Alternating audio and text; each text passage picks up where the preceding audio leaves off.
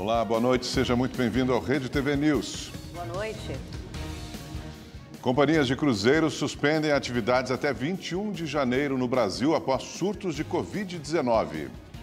Presidente Jair Bolsonaro volta a ser internado com obstrução intestinal.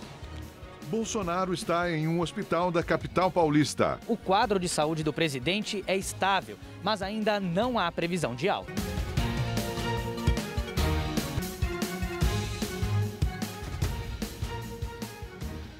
O presidente Jair Bolsonaro segue internado na capital paulista por causa de um quadro de obstrução intestinal. Sobre isso, vamos falar agora ao vivo com o repórter Guilherme Lopes, que traz mais informações sobre o boletim médico que fala sobre o estado de saúde do presidente. Já saiu um último boletim, Guilherme? Boa noite para você.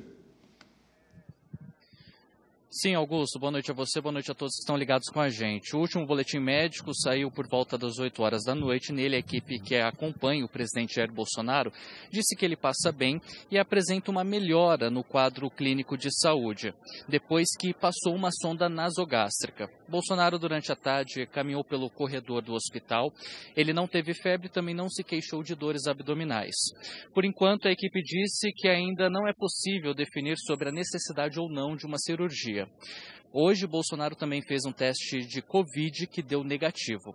Por enquanto, o presidente segue internado, enquanto aguarda o médico cirurgião Antônio Luiz Macedo, que acompanha Bolsonaro desde aquele atentado à faca em 2018. Macedo estava de férias no exterior e está voltando para o Brasil e chega na capital paulista nesta terça-feira. Ele virá direto aqui ao hospital, onde vai submeter Bolsonaro a um exame clínico minucioso. De acordo com o médico, Bolsonaro, ao longo do dia, fez exames de imagem, como tomografia. No entanto, esses exames não são suficientes para definir se ele precisará ou não de uma cirurgia. O quadro de obstrução intestinal, como o de Bolsonaro, acaba sendo típico em pessoas que foram submetidas a cirurgias do sistema digestivo. No caso de Bolsonaro, com essa sonda nasogástrica, a intenção dos médicos é retirar o líquido que está acumulado tanto no estômago quanto no intestino, para diminuir a pressão e o inchaço do intestino, para que ele volte a funcionar normalmente. Assim espera o médico, por exemplo, para que Bolsonaro não seja submetido a uma cirurgia. Em julho do ano passado, Bolsonaro foi internado neste hospital com o mesmo quadro de obstrução intestinal. Na época, ele ficou 5 dias internado e o quadro dele evoluiu com esse tratamento clínico, sendo descartada a necessidade de cirurgia. E é isso que os médicos esperam desta vez. Vamos agora acompanhar na reportagem como foi a chegada do presidente nesta madrugada aqui no hospital. O comboio presidencial chegou em São Paulo durante a madrugada desta segunda-feira. Bolsonaro foi internado no Hospital Vila Nova Star, na zona sul da capital, onde segue em tratamento. O presidente estava de férias no litoral de Santa Catarina, onde passou a virada do ano. O primeiro boletim médico divulgado pelo hospital, logo nas primeiras horas do dia, informou que o presidente Jair Bolsonaro precisou ser internado por conta de um quadro de obstrução intestinal. A nota diz também que o presidente está estável e que será reavaliado ao longo do dia. Por enquanto, ainda não há previsão de alta. Por meio de nota, a assessoria da Presidência da República reforçou que Bolsonaro está bem e que vai passar por exames. Nas redes sociais, o presidente postou uma foto no hospital e escreveu que passou mal após o almoço de domingo e que uma possível cirurgia está em análise pela equipe médica. A obstrução intestinal ocorre quando há o bloqueio parcial ou total da passagem das fezes pelo intestino e o motivo pode estar associado a diferentes condições médicas. Entre os sintomas estão cólica, vômitos, prisão de ventre e distensão abdominal. O que é a obstrução intestinal? Eu tenho aqui um fio que seria o intestino nosso enrolado dentro da barriga. Quando ele tem uma aderência, ele pode dobrar parcialmente, como ele pode dobrar totalmente. E aí os líquidos não passam. Infelizmente, qualquer pessoa que sofre esse tipo de situação pode vir a sofrer de episódios repetitivos durante muitos anos, tá certo? De quadros de suboclusão intestinal e de obstrução intestinal e necessitar ou não de outras cirurgias para resolver o problema. No caso do presidente, o problema surgiu depois que ele foi golpeado com uma faca durante a campanha eleitoral de 2018. De lá para cá, Bolsonaro já passou por 4 cirurgias decorrentes do ferimento. A agenda do presidente não prevê compromissos para hoje e nem para amanhã. Vamos agora aos números da Covid-19. Segundo dados do Ministério da Saúde, o Brasil tem 21.591.000 recuperados já da doença. 94 mil continuam em acompanhamento, portanto infectados. E desde o início da pandemia, mais de 619 mil pessoas morreram de Covid no país. E veja os dados atualizados da vacinação no Brasil. Você acompanha no telão, são 161.306.000 pessoas que tomaram a primeira dose, o que representa 74,89% da população. 143 milhões e 137 milhões... qual que é o número? Tá bom, outras 143 milhões 586 mil pessoas tomaram a segunda dose no país, o que representa 67,31%. Já tomaram a dose de reforço mais de 27 milhões de pessoas, ou seja, 12,67%. No total, foram aplicadas quase 332 milhões de doses contra a Covid. Bom, e entre os estados que mais vacinaram a população com as 2 doses estão São Paulo, que tem 78,54%, Piauí com 74,23%, Mato Grosso do Sul 72,19%. O governador do Rio de Janeiro, Cláudio Castro, testou positivo para a Covid-19 pela segunda vez. Ele está assintomático e ficará em isolamento até o final desta semana, trabalhando em casa. Cláudio Castro já tomou as 2 doses da vacina e aguarda o 4º mês para receber o reforço. Ele fez o teste para detectar o coronavírus, depois do secretário de Estado de Fazenda, o Nelson Rocha, com quem ele se reuniu na última quarta-feira, ter testado positivo para a doença.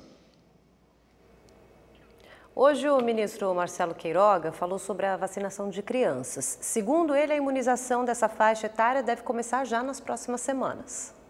Na segunda quinzena de janeiro, as vacinas elas começam a chegar e serão distribuídas como nós temos distribuído. Aliás, é um sucesso, né? A nossa distribuição. Nós já distribuímos quase 400 milhões de doses de vacina. O Brasil é um sucesso mundial de vacinação. Nós já vacinamos a população acima de 12 anos 80% com as 2 doses. Nós já avançamos em relação à dose de reforço. Nós somos um dos primeiros países a colocar doses de reforço para a nossa população. Antes de viajar para a Bahia, Queiroga falou ainda das vítimas das enchentes no sul do estado. Ele afirmou que o Ministério enviou desde o mês passado ajuda humanitária para tentar minimizar os danos e auxiliar as famílias desabrigadas. Nós já levamos insumos estratégicos como vacinas contra a influenza, vacina da hepatite A, também hipoclorito de sódio para tratar a água, né? Nós sabemos que a qualidade da água é fundamental por conta das diarreias agudas, soro contra acidentes com animais peçonhentos. Então são uma série de ações que o Ministério da Saúde tem feito. Somente o Ministério da Saúde, através da Secretaria de Vigilância e Saúde, alocou aproximadamente 20 milhões de reais. São recursos para o estado da Bahia. E as fortes chuvas no nordeste do país continuam causando transtornos. Hoje foram os moradores do Recife, capital pernambucana, e de outras cidades da região metropolitana que sofreram com as tempestades. Nessas imagens feitas por uma moradora da zona sul do Recife, uma rua inteira ficou debaixo d'água em poucos minutos. A Defesa Civil não registrou nenhuma ocorrência grave. Em 12 horas, choveu 64% do esperado para o mês de janeiro na capital pernambucana, segundo a Agência Pernambucana de Águas e Clima, a APAC. Na Bahia, a população do sul do estado continua sofrendo as consequências dos fortes temporais que atingem a região desde dezembro. 153 municípios seguem em situação de emergência. Uma indígena de 49 anos que estava ilhada na cidade de Itambé precisou ser resgatada pelo grupamento aéreo da Polícia Militar. Em Dário Meira, outros 3 idosos também precisaram ser resgatados depois que o nível do rio Gongogi aumentou. Na minha idade de 85 anos, nunca pensei de passar por uma que eu passei essa agora. Já aconteceu algumas vezes, mas não foi nada de perigo, não precisou sair assim como eu saí agora. Mas agradeço a Deus e aos bombeiros de Jequié. Amanhã, o governador da Bahia, Rui Costa, do PT, vai visitar alguns dos municípios atingidos pela enxurrada e deve autorizar o início de obras de reconstrução da infraestrutura destruída pelas chuvas. Em Fortaleza, o início de ano também foi de muita chuva. Esse túnel ficou alagado com a tempestade de ontem. Em Jericoacoara, importante destino turístico do litoral cearense, o temporal também causou transtornos. Nesse vídeo compartilhado nas redes sociais, é possível ver a água invadindo o centro da vila. A prefeitura da cidade afirma que não houve nenhum dano. De acordo com o balanço da Fundação Cearense de Meteorologia e Recursos Hídricos, o temporal atingiu 91 dos 184 municípios do Ceará. No Maranhão, o nível do rio Tocantins subiu diante das fortes chuvas, deixando pelo menos 130 famílias desabrigadas ou desalojadas no município de Imperatriz, distante 629 quilômetros da capital, São Luís. E olha, o Instituto Nacional de Meteorologia emitiu novos alertas de chuva forte aí para todas as regiões de Minas Gerais. Em várias cidades do estado, o primeiro fim de semana desse ano de 2022 foi de temporais e, claro, também os transtornos. Em Pompéu, no centro-oeste de Minas, o temporal da noite de domingo provocou o transbordamento de córregos. Ruas e casas ficaram alagadas. Em alguns bairros, moradores foram resgatados de barco. Em menos de 2 horas, o volume de chuva chegou a 160 milímetros. Em Santa Maria de Itabira, na região central do estado, a chuva forte deixou os moradores preocupados. Em fevereiro do ano passado, o município foi devastado por temporais que causaram a morte de 6 pessoas.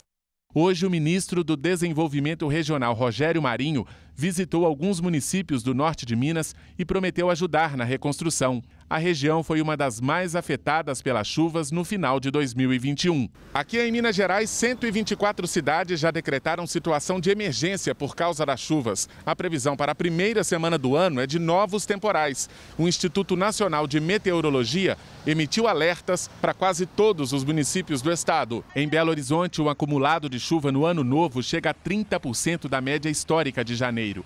A maior preocupação é com deslizamentos de terra e desabamentos de encostas. Você que mora em área de risco, por favor, não durma na sua casa durante esse período de chuva daqui para frente. Vá para a casa de parentes. É preciso que nós cooperemos com a nossa autoproteção e com a proteção da comunidade. A Defesa Civil monitora cerca de 1.500 casas em áreas de risco. Nesta rua, 3 imóveis foram interditados por causa de trincas e rachaduras. E agora vamos saber como fica a previsão do tempo para todo o Brasil com Igor Silveira. Olá, boa noite. Amanhã essa chuvarada continua, então atenção para o risco de alagamentos e deslizamentos de terra. E o destaque a gente vê aqui para cada região do Brasil durante todo o mês de janeiro. Olha só. Na região norte, temperatura normal e muita chuva. No centro-oeste, tempo quente e com temporais. No nordeste, vem mais chuva por aí. E no sudeste e no sul, calor e chuva. Agora, amanhã, o sol aparece nas primeiras horas do dia e depois tem mais temporal por aí. Olha só, como a gente vê aqui no mapa, em grande parte do Brasil. No sul, o dia começa com céu carregado e à tarde a chuva vem acompanhada de trovoadas e ventanias. E isso vale para os 3 estados. No sudeste, a mesma coisa. Muitas nuvens e chuva isolada em Minas Gerais, no Espírito Santo e no Rio de Janeiro. Em São Paulo também chove e não esquenta muito. Amanhã, máxima de 26 graus. Na quarta-feira também e na quinta, 23 graus. No Nordeste, ainda chove no Maranhão, no Piauí e em grande parte da Bahia, mas no litoral o sol está garantido. Na região norte, tempo abafado e com chuva a qualquer hora do dia. Em Manaus, a máxima amanhã pode chegar aos 32 graus. E para saber mais sobre a previsão do tempo na nossa cidade, é só entrar no site da Rede TV. Eu fico por aqui, uma ótima noite e até mais. Olha, o Rio de Janeiro, que vive uma epidemia aí de influenza, suspendeu a vacinação contra a gripe. O repórter Tony Vendramini tem mais detalhes ao vivo do Rio de Janeiro para a gente. Boa noite, Tony. Boa noite, Érica. Boa noite, Augusto. Muito boa noite a todos que nos acompanham. Pois é, a Secretaria Municipal de Saúde interrompeu a imunização contra a gripe e só vai retomar em abril quando começa uma nova campanha de prevenção contra a doença. A vacina já vai estar atualizada com a nova cepa H3N2 do vírus influenza A, que provocou um surto no mês passado aqui no Rio de Janeiro, lotando as unidades de pronto atendimento. O secretário municipal de saúde, Daniel Sorans, disse que em 2021 o Rio de Janeiro aplicou 3 milhões de doses da vacina, 600 mil a mais que na campanha anterior, e que o município teve uma redução de 75% quase de casos em relação ao início de dezembro, quando houve um pico de contágio. Na ocasião, o Rio de Janeiro chegou a registrar até mais internações por síndrome respiratória aguda grave provocadas por gripe do que pela Covid-19. E uma outra informação, o navio que chegou ao Rio de Janeiro com 28 passageiros positivos para a Covid-19 já partiu da cidade levando mais turistas. Quem testou positivo teve que desembarcar e vai ter que cumprir isolamento em casa ou em hotéis. Vamos ver na reportagem da Aline Araújo. As imagens do Porto Carioca são essas. Nada de navios por aqui. O último chegou neste domingo. O MSC Preciosa veio de Búzios, na região dos Lagos, com 28 pessoas entre passageiros e tripulantes que testaram positivo para a Covid-19.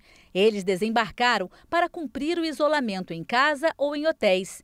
Do lado de fora, centenas de pessoas esperavam para embarcar. Foram cerca de 8 horas aguardando a liberação. A empresa responsável pelo cruzeiro informou que todas as medidas sanitárias estão sendo tomadas e que os casos suspeitos ou comprovados de Covid-19 estão sendo notificados às autoridades. Só que, na prática, isso não é bem assim.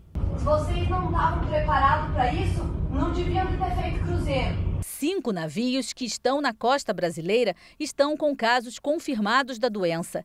2 cruzeiros já foram cancelados. As embarcações estão atracadas no Porto de Santos, litoral paulista, aguardando a testagem dos passageiros. Não fizemos nenhum dos passeios, passamos os 3 últimos dias dentro da cabine, né, basicamente comendo e dormindo e assistindo televisão. Foi um cruzeiro que ninguém desceu.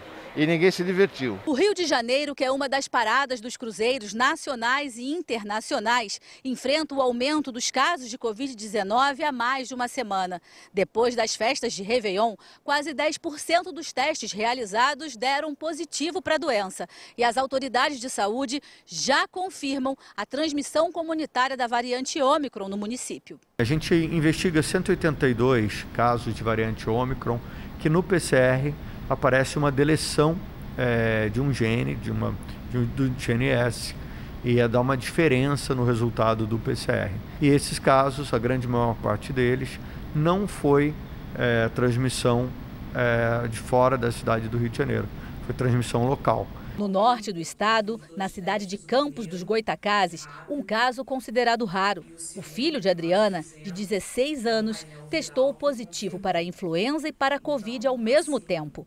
Os laudos são de 2 laboratórios particulares. Ele é um garoto que é atleta, tem uma ótima alimentação e vacinado e ocorreu. Ele está bem, né? Está com praticamente nenhum sintoma, mas pode acontecer. Então se cuidem, continuem se cuidando, porque os 2 vírus podem existir no nosso organismo ao mesmo tempo.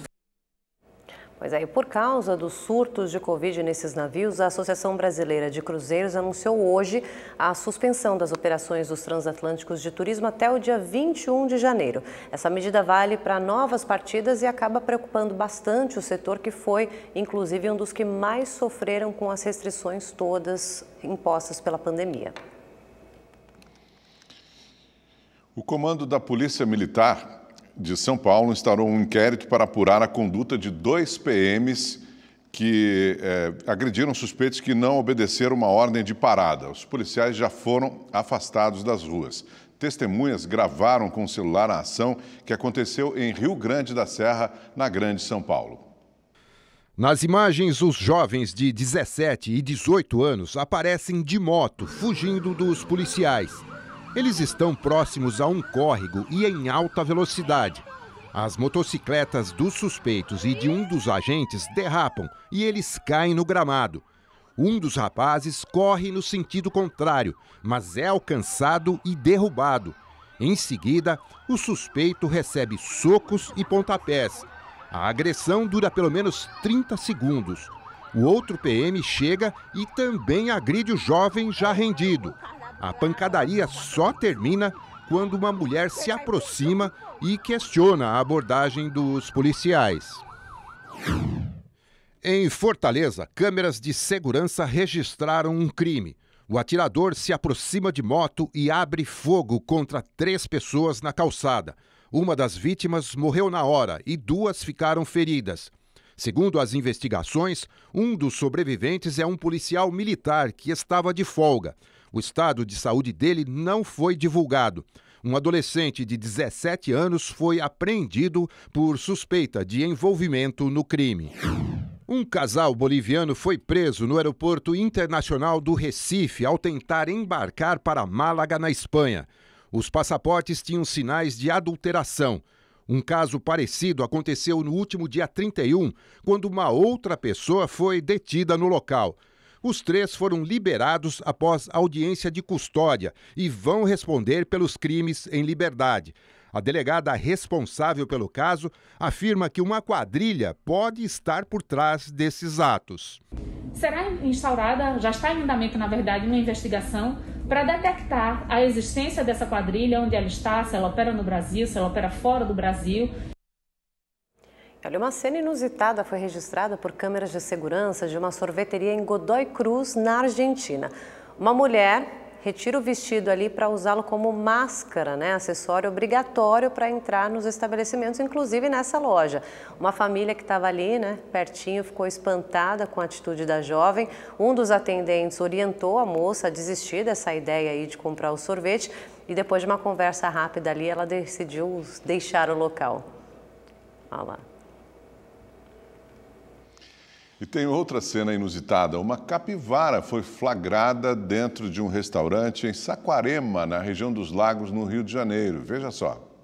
Uma cliente filmou toda a ação da Guarda Ambiental para capturar o animal de 60 quilos. A capivara fica escondida num canto do estabelecimento, uma área de lazer para crianças. Sem muita dificuldade, ela é laçada com a ajuda de um bastão. Os clientes nem se assustam com a presença do bicho. A capivara foi devolvida ao habitat numa região próxima ao Lago de Saquarema. E no coração do Rio de Janeiro, o Teatro Municipal encanta cariocas e muitos turistas também, né? Não só do Brasil, mas do mundo todo. Não pela beleza, mas pela história centenária de cultura. E a boa notícia, gente, é que o prédio está de portas abertas mais uma vez para receber o público.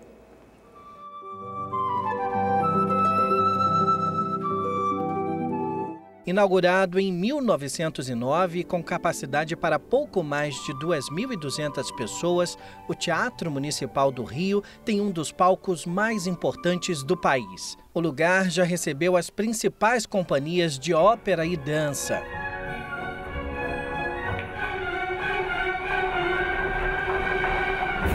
Por aqui também já passaram estrelas do esporte e até uma das figuras mais poderosas do planeta. Em visita ao Brasil em 2011, Barack Obama arrancou aplausos da plateia lotada ao arranhar o português em seu discurso no Teatro Municipal. Alô, cidade maravilhosa! Com o retorno das atividades interrompidas pela pandemia, o teatro reabriu as portas para visitação, seguindo o protocolo sanitário. Um guia mostra todos os espaços e revela curiosidades e a história desse lugar mágico para os amantes da cultura. É um programa para toda a família e a gente visita espaços sociais do teatro. Vai contando um pouco da história do prédio, das obras de arte que a gente tem aqui, dos eventos que já aconteceram, sempre tentando também abranger as perguntas que o público faz e fazer uma costura entre aquilo que o público acha interessante e espera saber sobre o teatro e aquilo que a gente tem para contar. O prédio abriga obras de arte como esses painéis de Eliseu Visconti, considerados uma obra-prima da pintura decorativista no Brasil. História é o que não falta, né? Cultura é o que não falta. Eu estou assim apaixonada por aqui. Quando completou 100 anos, o Teatro Municipal ganhou uma obra de restauração dos seus traços originais. Essa reforma durou cerca de 3 anos e consumiu 70 milhões de reais. Tudo isso para deixar esta verdadeira obra-prima ainda mais atraente aos olhos do público. Para restaurar os ornamentos da fachada e da cúpula, foram utilizadas folhas de ouro de 23 quilates compradas na Alemanha. Para ver tudo isso de perto, é só agendar o seu passeio e conhecer um pouco mais dessa joia da nossa cultura. Esse conjunto de artistas que fizeram de várias nacionalidades, cada um uma peça, cada um uma parte, esculturas e todas essas pedras que foram usadas, todo esse material importado, cada um de um país europeu, e eles construíram tudo tão rápido, em quase 5 anos. Isso foi espetacular, assim, muito incrível.